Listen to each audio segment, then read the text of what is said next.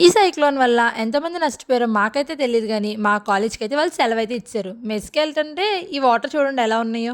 ఇంక ఈ వర్షాలు ఆగకపోతే మెల్లగా మేము స్విమ్ సూట్ ఏసుకొని తిరగాలి హాస్టల్‌లో కూడా. కానీ హాలిడేని ఒక్క నిమిషం ముందు తెలిసుంటే అసలు లేచేవాళ్ళమే కాదు. లేచి బ్రష్ చేశాక తెలిసింది. ఇంకెలాగో లేచి బ్రష్ చేసాం కాబట్టి టిఫిన్ చేయడానికైతే వచ్చేసాం. టిఫిన్ చేసొచ్చి మేమైతే రూమ్‌లో కూర్చున్నాం. కూర్చోగానే మా చెల్లి వీడియో కాల్ చేస్తూనే ఉంది. ఏంటా అని చూస్తే ఊర్లో ఫుల్‌గా వరదలు.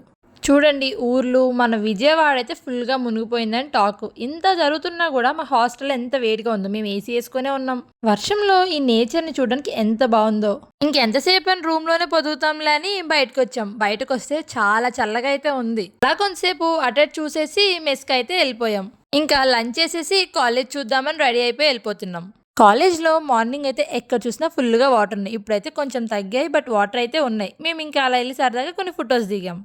कैसे तू गुनगुनाए मुस्कुरा